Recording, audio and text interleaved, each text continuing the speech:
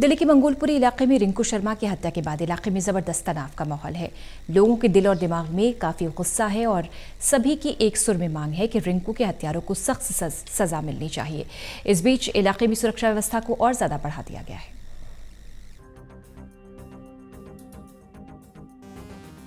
दिल्ली के मंगोलपुरी इलाके में रिंकू शर्मा की हत्या के बाद इलाके में जबरदस्त तनाव का माहौल है। सभी की एक सुर में मांग है कि रिंकू के हत्यारे को सख्त से सख्त सजा मिलनी चाहिए। इसी बीच इलाके में सुरक्षा व्यवस्था को और भी ज्यादा बढ़ा दिया गया है। जिस गली में रिंकू शर्मा का घर है, उस गली के बाहर मेटल डिटेक्टर और गली के अंदर पैरामिलिट्री फोर्स के जवानों को तैनात किया गया है।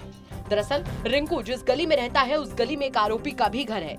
ऐसे में शनिवार कुछ लोगों ने आरोपी के घर में तोड़फोड़ की थी, इसीलिए उसके घर के बाहर भी जवान तैनात कर दिए गए हैं। रिंकू शर्मा की हत्या के बाद इलाके में बढ़ते तनाव को देखते हुए रिंकू शर्मा के घर की गली में सुरक्षा व्यवस्था को बढ़ा दिया गया है। फिलहाल मैं रिंकू शर्मा के घर के गली में ही मौजूद हूं और गली के कोने पर इस तरीके से ये मेटल डिटेक्टर लगा दिया गया है और इसके साथ साथ गली में पैरामिलिट्री फोर्सेस के जवानों की तैनाती को भी बढ़ा दिया गया है। मैं आपको दिखाना चाहूँगा कि सीआरपी के जवान यहाँ पर तैनात कर दिए गए हैं, क्योंकि कल हमने देखा था कि कुछ संगठन यहाँ पर पहुँचे थे और रिंकू शर्मा के घर के पास जो एक आरोपी का घर है उसमें ज़बरदस्त तरीके से तोड़फोड़ की गई थी। मैं आपको दिखाना चाहूँगा कि ये जो सफ़ेद रंग का आप मकान देख रहे हैं, ये दरअसल नसीरुद्दीन का मकान है।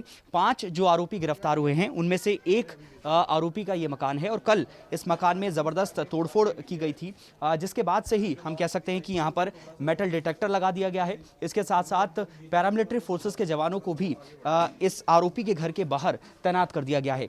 न केवल रिंकू शर्मा की गली में सुरक्षा व्यवस्था को बढ़ा दिया गया है, बल्कि मंगोलपुरी इलाके के अलग अलग ब्लॉक में जवानों को गलियों के बाहर तैनात कर दिया गया है। इसके साथ साथ इलाके में वाटर कैनन की भी तैनाती कर दी गई है कि अगर कोई भी माहौल खराब करने की कोशिश करता है तो स्थिति से निपटा जाए। रिंकू शर्मा की हत्या के बाद इलाके में काफी ज्यादा तनाव है और यही वजह है कि पुलिस को इस बात की आशंका है कि 2 समुदायों के बीच में झड़प हो सकती है। एहतियातन इलाके में सिक्योरिटी बढ़ाई गई है। फिलहाल मैं मंगोलपुर इलाके में मौजूद हूं और आपको दिखाना चाहूँगा कि यहाँ पर वाटर कैनन को तैनात किया गया है, क्योंकि पुलिस को इस बात की आशंका है कि जिस तरीके से रिंकू शर्मा की हत्या हुई उसके बाद तमाम जो संगठन हैं वो यहाँ पर आकर हुड़दंग कर सकते हैं और कहीं ना कहीं झड़प हो सकती है। एहतियातन यहाँ पर न केवल वाटर कैनन को तैनात किया गया है, बल्कि जो पैरामिलिट्री फोर्सेस के जवान हैं उनकी भी तैनाती यहाँ पर बढ़ा दी गई है। आपको दिखाना चाहूँगा कि तमाम जितनी आप बसें देख रहे हैं, इन्हीं डीटीसी बसों में भरकर यहाँ पे लगातार जो पैरामिलिट्री फोर्सेस के जवान हैं वो पहुँच रहे हैं। न केवल आरएएफ बल्कि बीएसएफ की यहाँ पर तैनाती बढ़ाई गई है। इसके साथ साथ आईटीबीपी के जवान भी यहाँ पर तैनात किए गए हैं। जाहिर है कि रिंकू शर्मा की हत्या के बाद इलाके में जबरदस्त तनाव का माहौल है।